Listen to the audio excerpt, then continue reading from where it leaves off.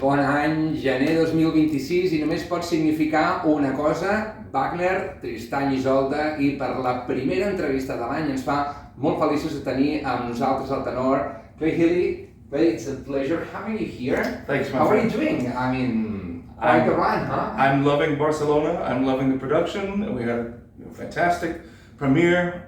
Such a triumphant night for everyone, of course, for Lisa. An honor for all of us to be on stage.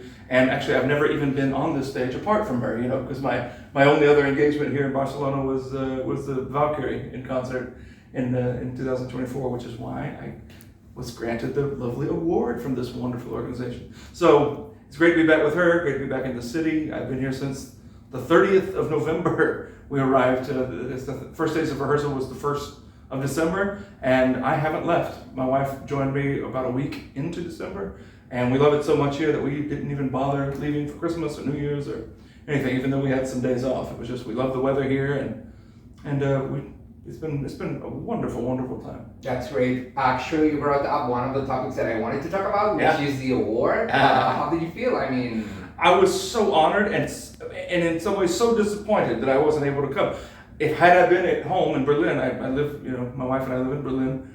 Had I been in Europe, I would have been happy to make the trip over to receive the award in person.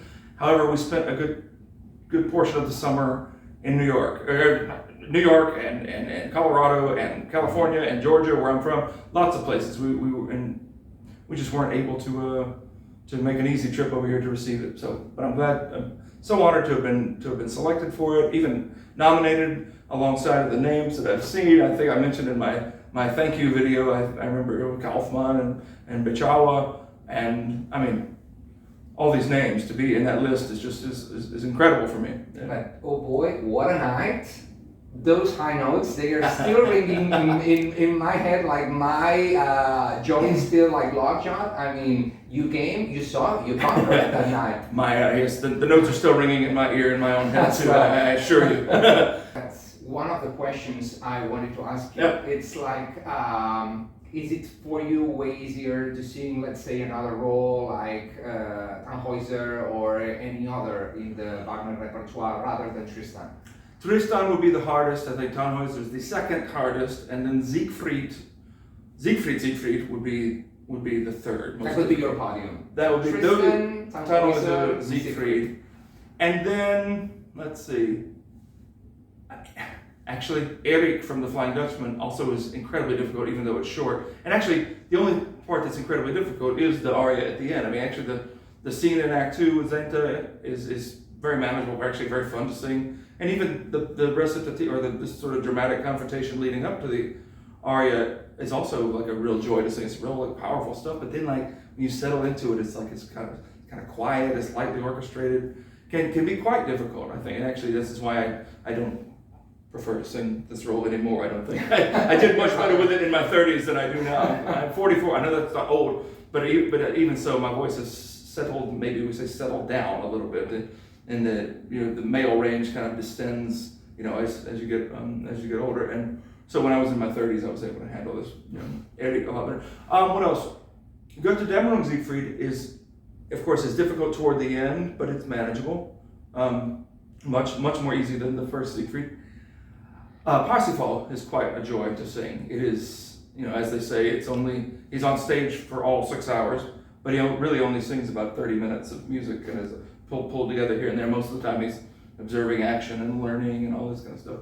So I really love Parsifal. I've never done Stolzing or Lohengrin. Perhaps those will come up one day, but perhaps not. My own teacher, John Frederick West, he was known for his Tristans and Siegfrieds and Tannhäusers. And actually through his whole career of singing much Wagner, he never sang those two roles either. So it may or may not happen with me, we'll see. And what did I leave out? I left out Siegmund. Siegmund is also quite a joy because it's written quite low. Okay.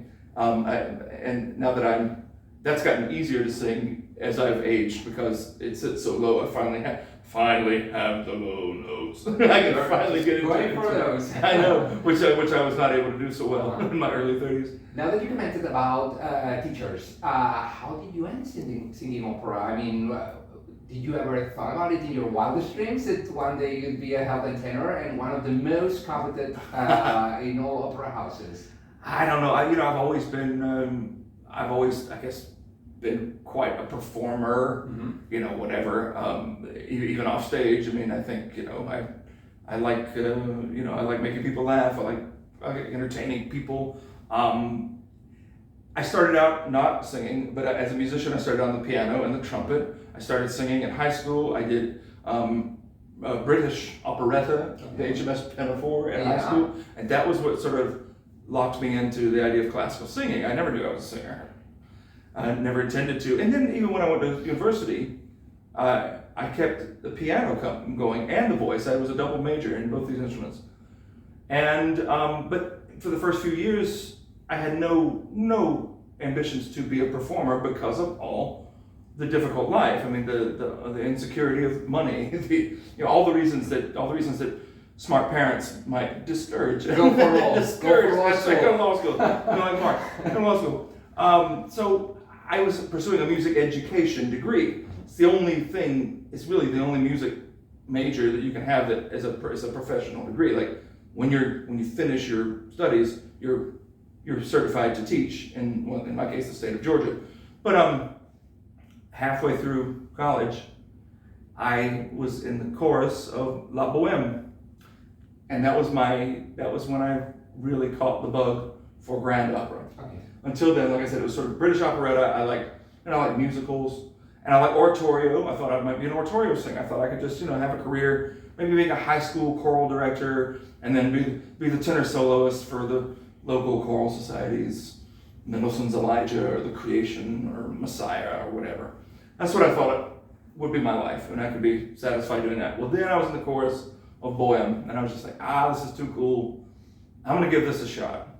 And then that was like 2001 or something, and I never really hit it big until 20 years later, really 21, not very long, barely 5 years ago. Yeah, sure.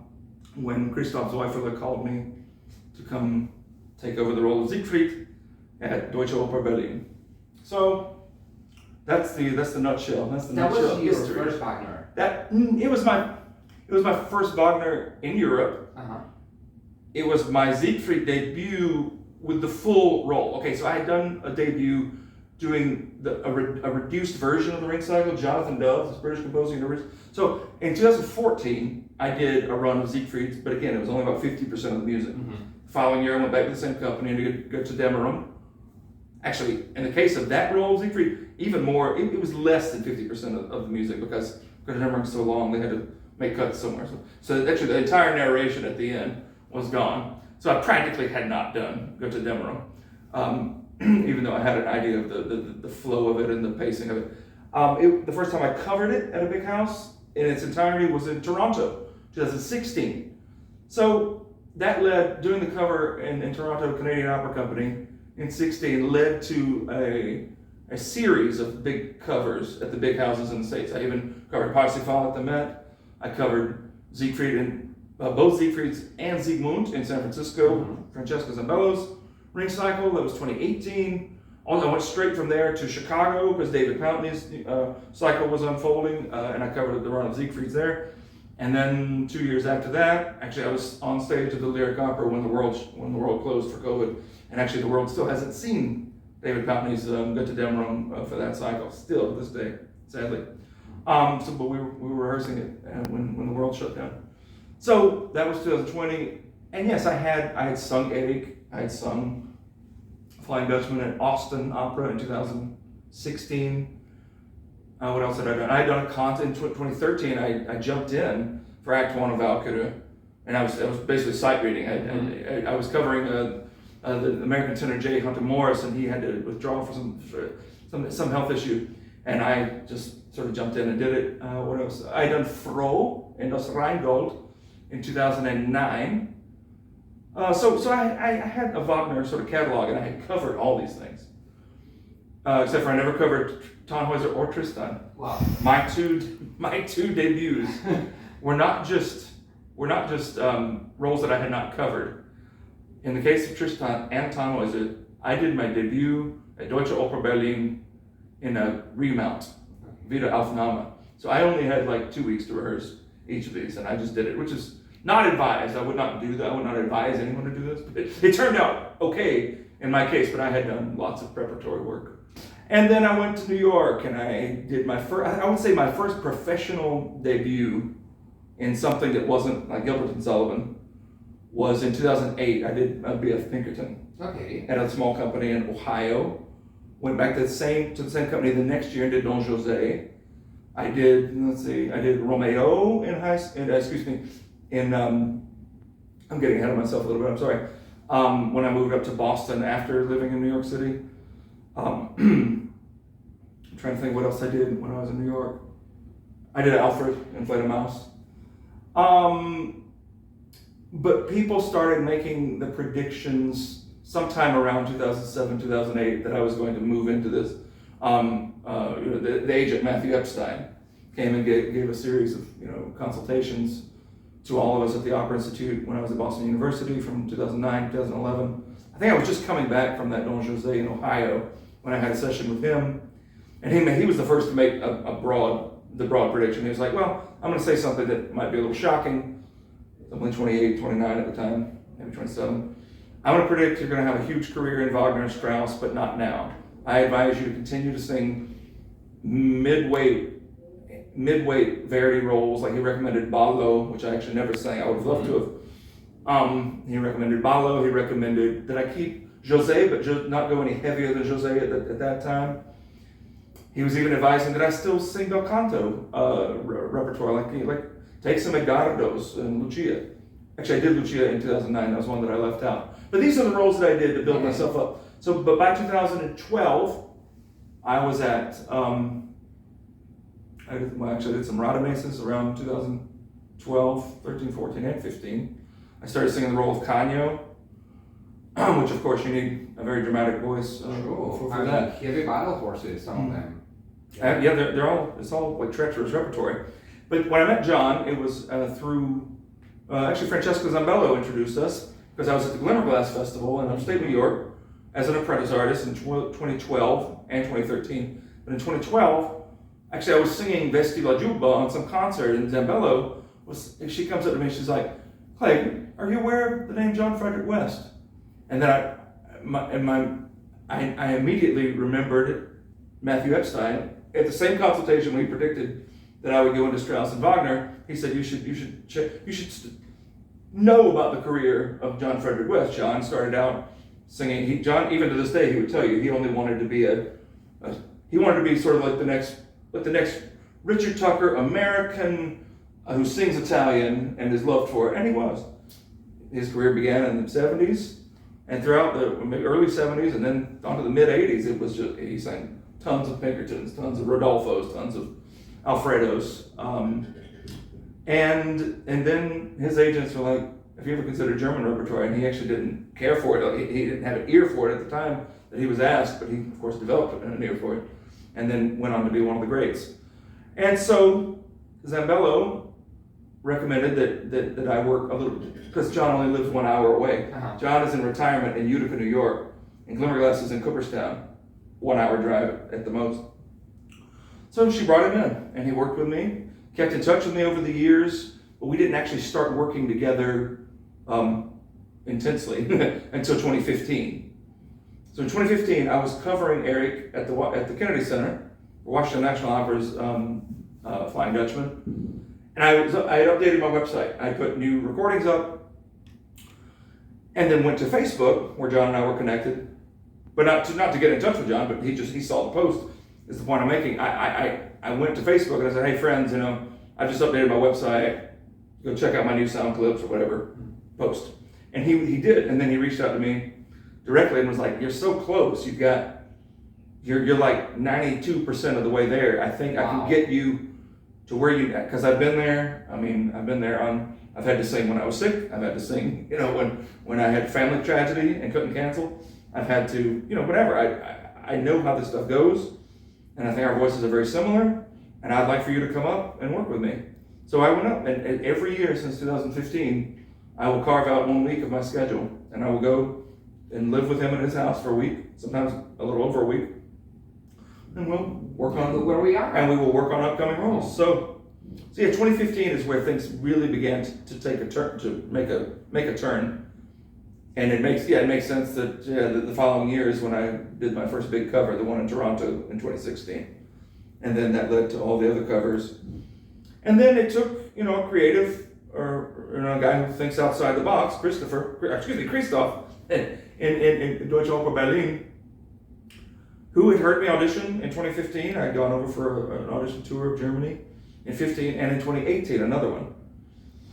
Sang for him both times, and actually shortly after that second trip, long before COVID actually, he started making offers here and there.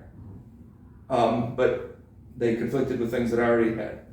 So he knew me, he knew that I was, I had all these covers in the States, and whatever, the world they're all so closely connected. All these people, are very, very well acquainted with each other, and they all have each other's number, and I haven't heard him directly say it, but I'm sure, when he was calling me in 2021 to come take over the Siegfried, that I'm sure he called Greg Henkel at San Francisco Opera and Michael Houston at the Met, and where I covered the Parsifal, Andy Millinat at Chicago when I covered the Siegfried there. So this world is very interconnected, and they were able to all put their support behind me, and so Christoph had me. And the reason I had to take over it was because my dear colleague Simon O'Neill was supposed to sing it, but it was COVID times, and he's a New Zealander, and if we all remember how hard the lockdowns were, and he just couldn't get away, and so that's how I ended up doing that Siegfried. And Clay, one curiosity. Do you miss any of those Italian roles that you would sing? I would sing Pinkerton every day. I love the way that would feel. Rodolfo I did one time, went very well, but it was many, many years ago. That high C is very difficult, and everyone's waiting to hear it. So that one might be a little too much pressure. But after Tristan. Well, Tristan's on the top notes in A, because they all feel like high C's, so I can guarantee you that. Yes, I want to do more pagliaccis. I want to do tabarro. I've done tabarro before, only once, but I'd love to do it again. I would love to do fanciulla. I would love to do Chenier. Maybe Gioconda. Maybe. Oh, love it. I know. I wish I could stay around and see it here in a few months. Yeah, these are the Italian roles I miss. But I do have Turandot coming up next month, or actually month and a half in Los Angeles. Another easy with one. my wife. So my wife Sarah's gonna sing. Yeah, she's gonna sing Liu. Yeah, we're looking forward to being in that together. Okay. Clay, as a Tristan, 21st century, who's your Tristan? And do you feel the weight of previous Tristans, or your Tristan is really a Tristan of a person who's really rooted in the 21st century and really has this vision of him? We keep saying, no, it's a very opera that really goes inside, and it's not so much about the action, but rather the feelings. So who's your Tristan, and would he fit in the 21st century? It's a very good question. Not sure if I've ever put much thought to it. I don't feel like I'm stepping into another time, an older time. And of course, we're dealing with knights and kings and warriors and things like that. So in that sense, we are. But again, like you said in the question, it's not about the action. It's about everything inward. So yes, I am a 21st century Tristan in that sense that I nothing about the lyrics. Nothing about the lyrics seems antiquated, except for in the sense that the actual vocabulary is quite antiquated because Wagner had his own, he had his own set of vocabulary. I always say it's not Deutsch, it's Wagnerish. Yeah. So, but no, the meaning behind it does not seem like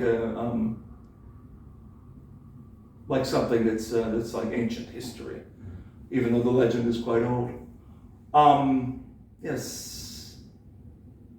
Do you bring it into this production, which is pretty much like neat and tidy and very straightforward in that sense? yes, I try, and I think I succeed fairly well, in being pretty similar to the person you're meeting in life is going to be, you're going to see that person on stage, but like me as Tristan, not me as me, but also not just totally a different person. You know what I'm saying? Yeah. So, which makes sense because yes, what we were saying, but, I mean, it's with the role of Siegfried, it's so much more of me, Clay. Oh, sorry, I just hit the microphone. So much more because now that one is written very, very favorably to sort of my mischievous personality. Like, he's a guy, he doesn't care much for rules. He doesn't care much for, he doesn't know anything about social conventions. Yeah. He doesn't care. He's kind of full of himself. He kind of, he talks way more than he listens. He's the Ubermensch. That's right. It's just such a fun part to play and sing. Really, it's more it's a little bit more vocally manageable than Tristan. But back to Tristan. Yes, I guess there are these moments. Yeah, there are some things that are, I guess, antiquated. I'm thinking about accomplishing great acts to win the hand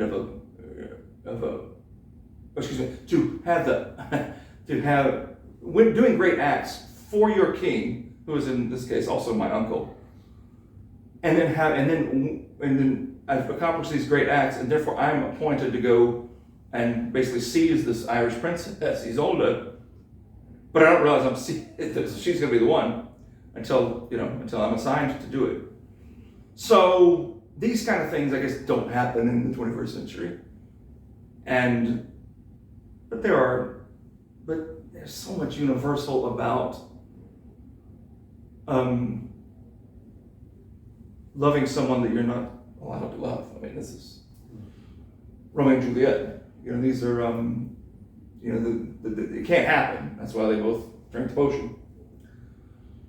And so this is a German Romeo and Juliet in some ways. So yeah, in that sense, it is pretty timeless. But yes, I am a 21st century person, and when I step into it, aside from these things, references to kings and queens and noble acts for the court and for the country, and other than that, all the dialogue is the kind of thing that